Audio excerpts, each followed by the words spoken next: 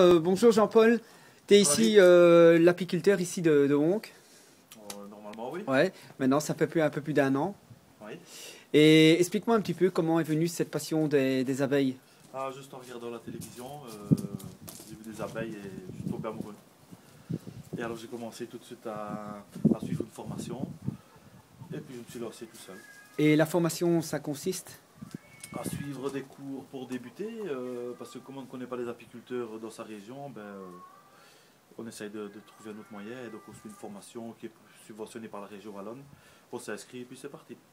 Et ça a duré combien de temps? 2 ans. 2 ans. Et, au Par bout... 10 séances par an, donc une par mois. Et qu'est-ce qui s'est passé au bout de 2 ans? Tu as eu ta ruche gratuite?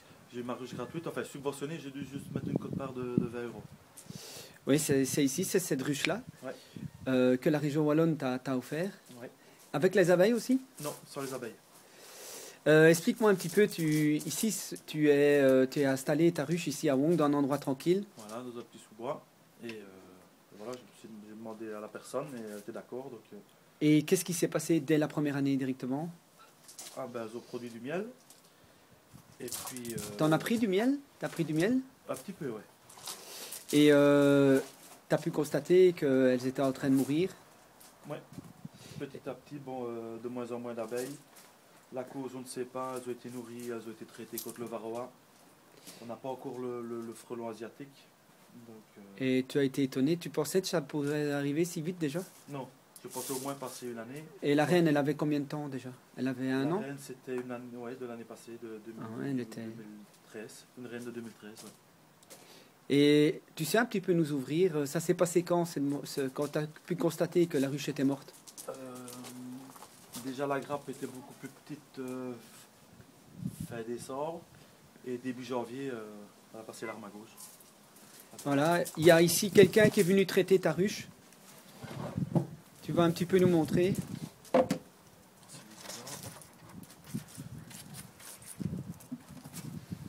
la grappe, regardez, elles sont toutes encore ici, il y en a encore quelques-unes sur l'écart. Il y a encore un peu du miel.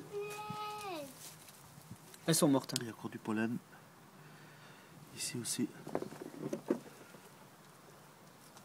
Je vois que les araignées ont... Ah ouais, elles sont carrément... Regarde. Ici, elles sont carrément... C'est très impressionnant. Hein. Toujours la tête à l'intérieur des cellules. On dirait qu'il y a eu une sorte de... Je sais pas ce qui s'est... Allez, elles sont encore intactes. Elles bougent plus. Ici, on avait la naissance de quelques abeilles, même avec le froid. Tu crois que ça vient du froid? Ça vient de... Elles sont Pas. figées là. Tu vas faire une analyse... Tu vas amener chercher un spécialiste?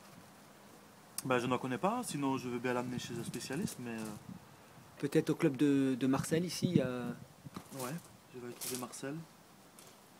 On verra bien, mais c'est malheureux. Bon.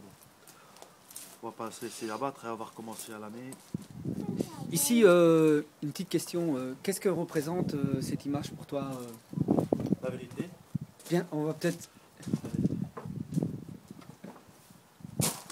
Je vais te montrer une image.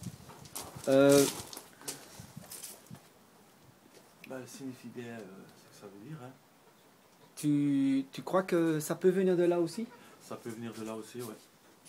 Énormément. Et tu en parles beaucoup avec les apiculteurs et tout, les autres, tes amis? Oui, hein, on en parle beaucoup, mais bon, à notre niveau, on ne sait pas faire grand-chose. On peut essayer de faire bouger les choses, mais bon. Et ici, tu m'as dit que tu as vu la télévision, mais il n'y a pas que ça. C'est plus profond encore, cet amour envers les abeilles. C'est...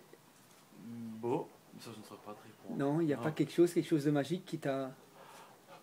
C'est une émission à la télévision aussi. Ouais, d'un coup j'ai eu le coup de foudre, le flash, et pourquoi, je ne sais pas. Comprendre comment c'est possible qu'elles vivent tous autour d'une reine. Ouais. Tu ne te poses pas toutes ces questions-là et... On finit par l'apprendre en fonction de travailler avec.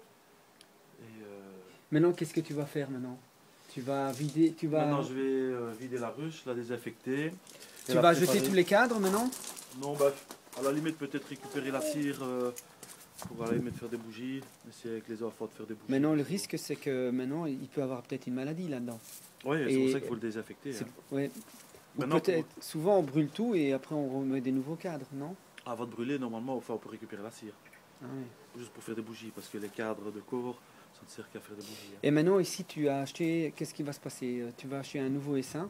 Voilà, je vais acheter un nouvel essaim et puis ce sera reparti comme l'année passée. Et combien coûte un nouvel essaim Ah, ça devient cher hein, maintenant, c'est 100, 120 euros. L'année passée c'était 100, cette année, bon, ils ont augmenté un peu les prix. Cette année c'est 120. Est-ce que tu as droit à quelque chose, à des aides ou par rapport à ça? La première année, on peut avoir des aides de la région wallonne si c'est par un apiculteur agréé. Sinon, bon, on n'a aucune aide. On doit faire tout. Qu'est-ce que tu vois plus tard dans le temps? Plus tard, construire quelque chose chez toi? Oui, hein, essayer de faire un rucher à la maison. Ouais. Mais bon, d'abord essayer de bien démarrer et en avoir quelques-unes pour au cas où ça se reproduirait, ce phénomène-là. Il m'en reste encore quelques-unes pour travailler, enfin pour m'amuser. Et tu voudrais bien avoir combien de ruches chez toi? Plusieurs? 5-6 ruches, une dizaine. Une dizaine pour être tranquille. Il y a un professionnel qui est venu te voir pour venir traiter ta ruche. Oui, Marcel, oui. Tu crois qu'il est venu trop tard? Il fallait pas la traiter déjà au mois de septembre? On avait jamais fait le traitement au Timol, au Timovar. On parle de la varroa là, hein. Ce Ouais, sont ouais. des... Le parasite venu d'ailleurs, comme j'ai vu dans une émission, comme il l'appelle. Et ben, bon, d'après Marcel, ce sera combien une bactérie qui vient en même temps que le varroa. Lorsqu'il pique l'abeille, il lui introduit des petits. Comment dire Ici, ce qui est très impressionnant quand on regarde ta ruche et quand on l'ouvre, on dirait qu'il y a eu une sorte de bombe qui est tombée pas loin de là, au gaz. ouais, Et elles sont tous mortes d'un coup. On dirait qu'elles sont toutes momifiées. Elles sont tous momifiées et c'est très très très impressionnant parce qu'elles sont encore intactes. Et après, en ouvrant la ruche, on a pu constater beaucoup de bêtes qui essaient de rentrer dedans aussi. On peut regarder peut-être dans le fond. Il y en avait. Tu vois, regarde le fond.